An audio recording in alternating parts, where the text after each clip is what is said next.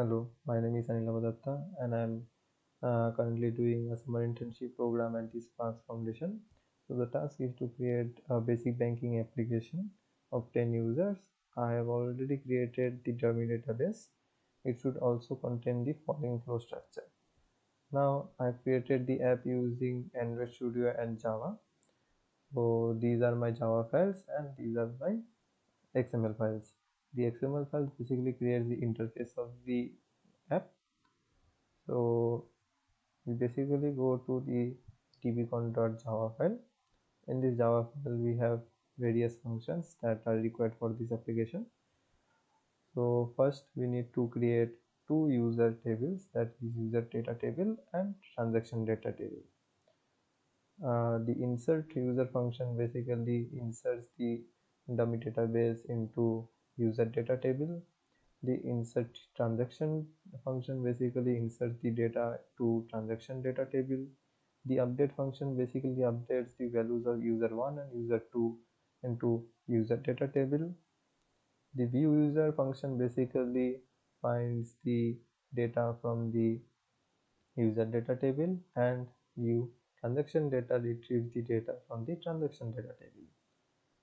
Now after we load the application, the first Java file that is loaded is main activity.java. Here we create the dummy database of 10 people. Now it contains two buttons, that is transactions and customer list. Now if we click on customer list, then we go to the customer list.java file. Now in customer list.java file, we retrieve the data from the user data table and we pass those data to the list item using array adapter.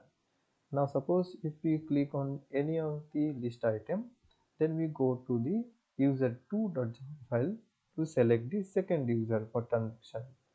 Now here we retrieve the data from the user data table except the previously selected user, and we also pass these values to the list item using array adapter. Now suppose if we click on any of the list item, we go to the second funny.java file. Here we basically enter the amount that is required for the transaction, and then we update the values of user 1 and user 2 into user data table, and we insert the data to transaction data table as well. Now suppose if we want to cancel the transaction, then we basically go back to the main activity.java file and the transaction is successful, then we also go back to the main activity.java file. So now we need to explain the transactions.java file as well. Here we basically retrieve the data from transaction data table and we pass those data to list item using array. Now I will show you a demo of this app by running this application. So if we click on run app, the application will be loaded. Now in transactions, it will show empty because we did not do any transaction yet. So let's click on customers button. So this will load the dummy database that we have inserted into user data table. So suppose if you click on John, and you can see that John is not showing up in second user table because we have already selected that data as user 1, right? So suppose if we click on Paul, this second user, so here we can see that John has 1300 and Paul has 7000 rupees. So suppose if we enter 1200 here and click on send money, the transaction will be successful since we have entered the value that is less than or equal to 1300.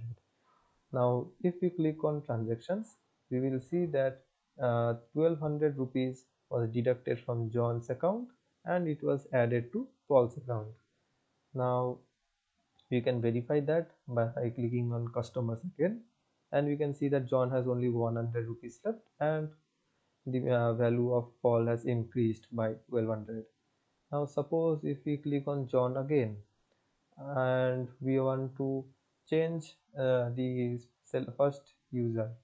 So we go back and select, suppose we select Sam. So now we have selected the first user as Sam, and suppose we select Bucky to be the second user. We will see that the first user selected as Sam here because we have changed that, right? So suppose we enter here 10,000, that is greater than 9,000. Now if we click on send money, it will show that the value is greater. So either we can reduce the value and proceed the transaction, or we could cancel the transaction. So let's cancel the transaction. Now if you click on cancel, it will show that transaction is cancelled. Now we can verify that by going to transactions, and you will see that there is no transaction available right now. So we can also verify that by going to customers as well. We will see that the amount of Sam and Bucky is same and it is unchanged. So this is my application. I hope I have done all the required functions, and I hope you liked my application. Thank you very much.